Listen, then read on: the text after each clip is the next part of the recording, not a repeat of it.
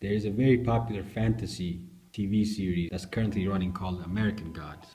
The series features characters that were inspired by myths from all over the world, and on this episode of Humble History, we thought it would be fun to dive into the American gods that were inspired by African myths. So let's get into it right now. The first character on our list is Mr. Nancy, who was inspired by the Ghanaian god Ananse. In the Akan myths of Ghana, Ananse, whose name literally means spider, is one of the most popular gods in the West African tradition. Ananse is a trickster god who teaches wisdom, ingenuity, morality, and ethics through the use of puzzles, riddles, and most importantly, through stories.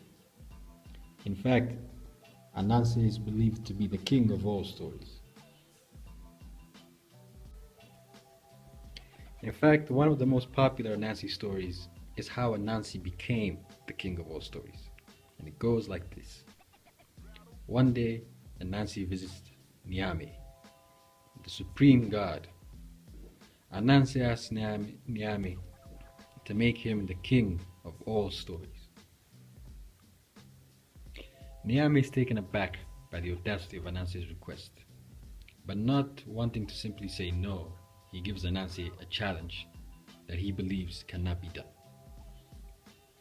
He tells Ananse that if he can bring him the jaguar, who has dagger-like teeth, the hornets who sting like wildfire, and the invisible fairy of the forest, then Nyame would make him the king of all stories.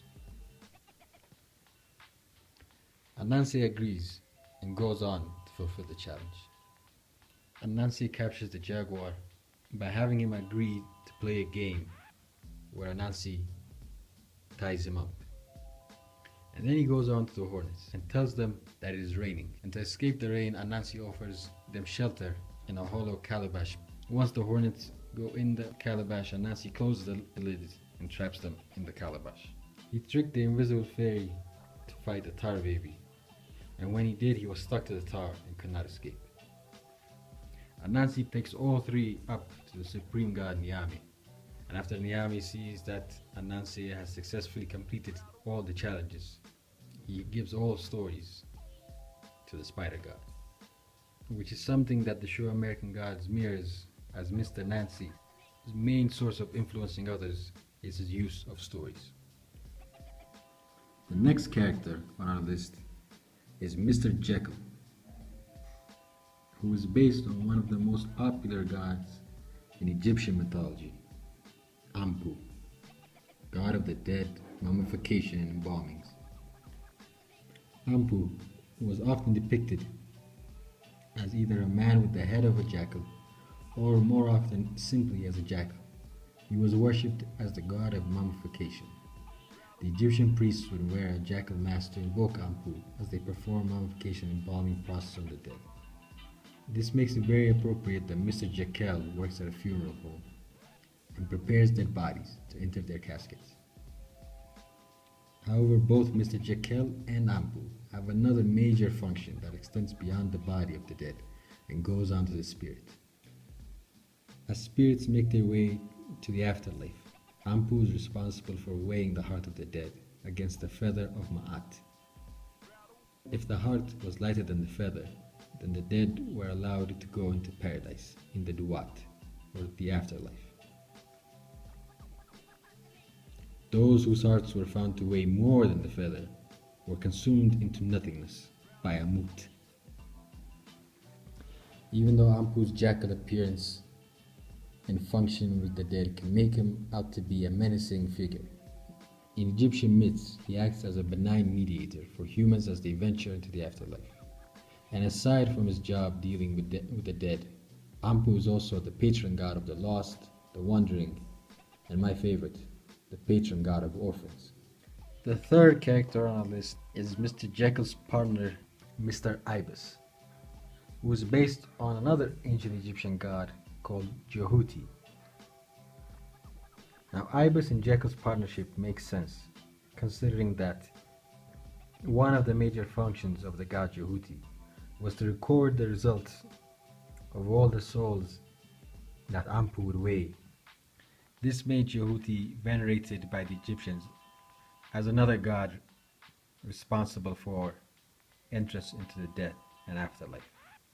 But aside from this, Djehuty had other functions and is mostly known for his function of wisdom. The ancient Egyptians believed Djehuty to be the god of learning and wisdom and attributed him to different intellectual discoveries, including the 365-day calendar, as well as the creation of the Egyptian writing system. One of the famous things that Djehuty is known for is for his book, referred to as the Book of Djehuty, a text that is claimed to have 42 books focusing on from medicine to astronomy and to magic. This is mirrored in the series American Gods, as we see Mr. Ibis continuously recording stories in a mysterious book that only he has access to. The final character on our list is arguably the most popular and definitely the most mysterious. Bilquis, who is based on the legendary Queen of Sheba. Her legends are harder to cover since there are many different interpretations and versions of her story. In the Abrahamic religions, the Queen of Sheba is known for her famous visit to Israel to visit King Solomon. The name Bilquis is the name given to the Queen of Sheba in the Islamic tradition. However, American Gods takes Bilquis to even pre-Abrahamic times and sets her in the Mahram Bilquis, the throne of Bilquis in Yemen. However, the temple that she is in the series is not dedicated to her, but in reality was the temple of the moon god. In the show, we also see Bilquis visiting a museum with an Aksumite exhibit. Aksum was a major ancient Ethiopian civilization, and although ancient Ethiopia and ancient Yemen share cultural ties, it is in medieval Christian Ethiopia that the story of Queen Sheba takes a whole new light. In this version, the Queen of Sheba is known as Magda, and Ethiopia is the seat of her empire. Similar to other mainstream Abrahamic beliefs, Magda visits Solomon in Israel. However, in this version, the two conceive a child together. The child is named Menelik, and when Menelik becomes an adult, he decides to return to Ethiopia. And as he leaves with a large escort of Israelites, he unknowingly takes the Ark of the Covenant with him to Ethiopia, where many believe that it's still there today. The last place that we see Bilquis visit before she makes her way to America is Iran. This is an excellent reference to the 11th century Persian scholar Al-Talabi, who popularized the belief that Bilquis was not simply a mortal queen, but was the daughter of a mortal king and a jinn, a supernatural creature that is neither good nor evil, making Bilquis a half-jinn, thus attributing to the supernatural powers that we see on American Gods. The team at Humble History was ecstatic to see all these characters on the series, and hope to see more African myths on American Gods. And that is it for this episode of Humble History. What did you learn from this episode? What is something that we left out? Comment below and join the conversation. Like and share this video if you enjoyed it. If you want to keep up with more of our content, make sure to subscribe to our channel, and I will see you on the next episode.